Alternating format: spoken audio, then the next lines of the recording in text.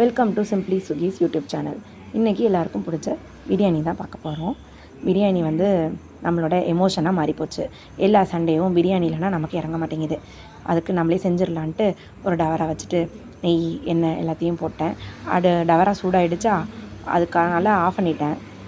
எண்ணெய் நெய்யெல்லாம் ஊற்றிட்டு மறுபடியும் அப்புறம் மறந்து போச்சுன்னா ஆன் பண்ணேன்.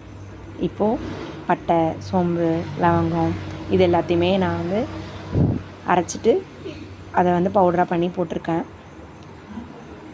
பட்டை, சோம்பு, கிராம்பு, ஏலக்காய், பிரிஞ்சி இலை இதெல்லாமே பவுடர் பண்ணி போட்டிருக்கேன். இதில் இஞ்சி பூண்டு பேஸ்ட்டு, அதில் 4 சின்ன வெங்காயம், பச்சை மிளகாய் போட்டு அரைச்சிருக்கேன்.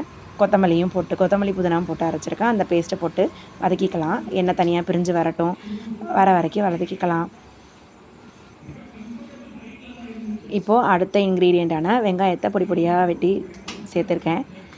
இந்த வெங்காயம் நல்லா கண்ணாடி பதத்துக்கு வரணும்னு கிடையாது, ப்ரௌன் கலரில் வரணும். அதனால் அது வரைக்கும் போட்டு வதக்கிறதுக்குன்னு வதக்கிக்கலாம். அடுத்து தக்காளி எல்லாம் நல்லா பொடிசாக கட் பண்ணி வச்சுருக்கேன். நல்லா வெங்காயம் வதங்கி நம்ம சொன்ன மாதிரி ப்ரௌன் கலர் ஆகிற வரைக்கும் வெயிட் பண்ணிவிட்டு அப்புறம் தக்காளி ஆட் பண்ணிக்கலாம். என்ன தான் நம்ம கடையில் போய் பிரியாணி வாங்கினாலும் அந்த ஒரு நேரத்துக்கு தான் சாப்பிட முடியும். ஆனால் வீட்டில் செஞ்சோன்னா பிள்ளைங்க நினச்ச நேரம் போட்டு சாப்பிடுவாங்க இல்லையா? இதனாலே வீட்டில் செஞ்சுருவோன்னு யோசனை வந்து டக்குன்னு பண்ணிட்டேன். இப்போது வெங்காயம் நல்லா வதங்கிடுச்சு.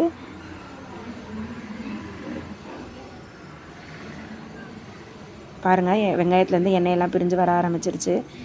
நமக்கு ஏற்ற மாதிரி ஒரு கோல்டன் ப்ரௌன் கலரில் வந்துடுச்சு.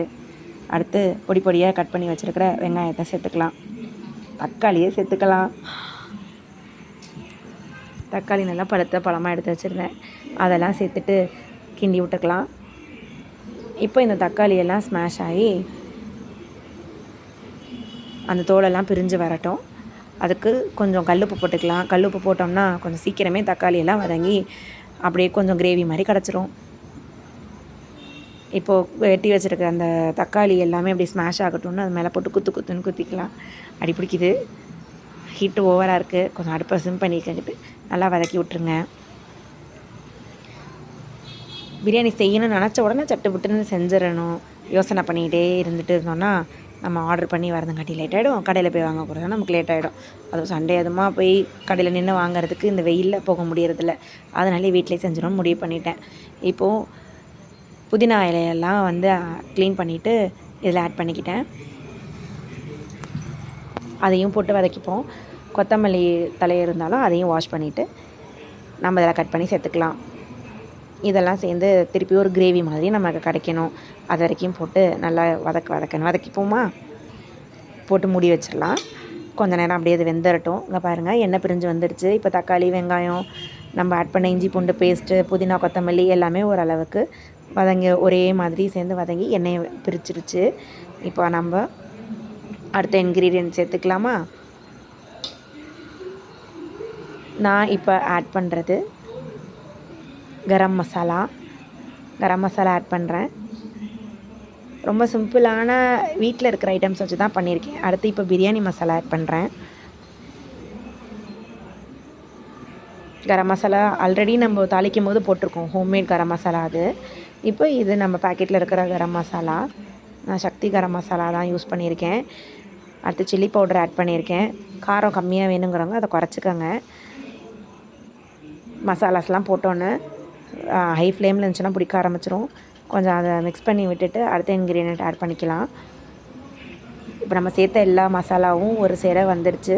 அதுவும் வதங்கி எண்ணெய் பிரித்து கொடுத்துருச்சு. இப்போ நம்ம அடுத்த இன்க்ரீடியண்ட்டான கேர்டு ஆட் பண்ணிக்கலாம். கேர்டு நல்லா ஒரு ஃபுல் கப்புக்கு கேர்டு ஊற்றிருக்கேன். அதனால் அதையும் போட்டு நல்லா வதக்கிக்கலாம். கேர்டு எவ்வளவு சேர்க்குறோமோ அந்தளவுக்கு புளிப்பு தன்மை அதிகமாகிடும். அதனால் ஒரு கப்பு ஆட் பண்ணுங்கள், போதும். வதங்கட்டும்னு மூடி வச்சுட்டேன். வதங்கிடுச்சு. இப்போ கிண்டிட்டு அடுத்து நம்ம வந்து சிக்கன் பீசஸ் எல்லாம் ஆட் பண்ணிக்கலாம். தோல் நீக்கிட்டு வாங்கின ஒரு முழுக்கோழி தான். எப்பயும் நான் ஸ்கின்னை பீல் பண்ணிவிட்டு தான் போடுவேன். ஸ்கின்னோட இருந்தால் பிடிக்காது. அதனால் ஒரு 1.5 கிலோ பக்கம் வந்திருக்கு. அதை ஆட் பண்ணியிருக்கேன்.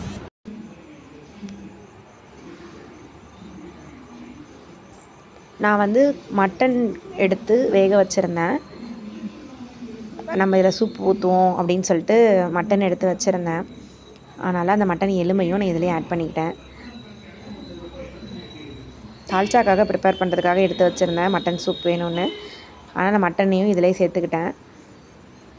ஒரு 2 பீஸ்னால நமக்கு அந்த அளவுக்கு தெரியாது. இப்போது நான் மட்டன் சூப் எடுத்து வச்சிருந்தேன்ல, அதுதான் இதோட சீக்ரெட் இன்க்ரீடியன்ட். நம்ம மட்டன் பிரியாணி சாப்பிட்ற மாதிரியே ஒரு டேஸ்ட் கொடுக்கும். அதில் வந்து நான் 1 கப்பு மட்டன் சூப்பை வந்து இதில் ஊற்றிருக்கேன். அப்புறம் அரிசிக்கு தேவையான தண்ணியும் அளந்து ஊற்றிட்டேன். இப்போ இதில் நான் லெமன் ஜூஸ் ஆட் பண்ணியிருக்கேன்.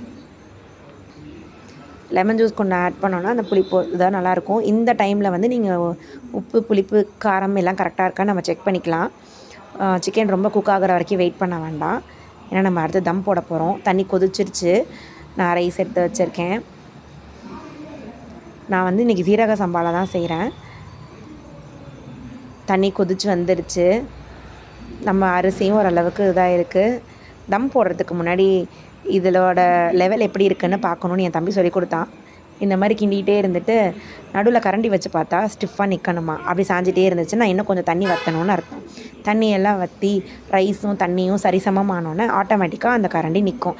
இதுதான் பதம் அப்படின்னு என் தம்பி எனக்கு ஃபஸ்ட்டு சொல்லி கொடுத்தது. அதை இப்போ வரைக்கும் நான் ஃபாலோ பண்ணிகிட்டு இருக்கேன். இந்த வீடியோவில் நான் பண்ணும் போதும் அதே தான் பண்ணேன். எவ்ரி டைம் நான் பிரியாணி பண்ணும்போதும் இந்த ட்ரிக்கை நான் ஃபாலோ பண்ணுவேன். தண்ணியும் ரைஸும் சரிசமமாக இருக்கா அப்படின்னு செக் பண்ணுறதுக்காக. இப்போ சரிசமமாக இருந்ததுனால தம் போட்டுட்டேன். ஒரு பழைய தோசைக்கல்லை ஒன்று வச்சுட்டு தம் போடுறதுக்கு ரெடி பண்ணியிருக்கேன். மேலே வெயிட்டுக்காக இன்னும் குழவிக்கல்ல வச்சுருக்கேன். இப்போது ஒரு 20 மினிட்ஸ் விட்டாச்சு. டிஸ்டர்ப் பண்ணாமல் விட்டுட்டேன். இப்போது நமக்கு கமகமன பிரியாணி ரெடி. ஜீரக சம்பாவில் செஞ்ச பிரியாணி இப்படி உதிரி உதிரியாக செம்ம டேஸ்ட்டாக இருந்துச்சு. நல்ல ஒரு அழகான தலைவாழை இலை போட்டு பிரியாணியை வச்சு தால்ச்சா ஊற்றி பெப்பர் சிக்கனோட சாப்பிட்றேன். வாங்க, சிக்கன் பிரியாணி ரெடி.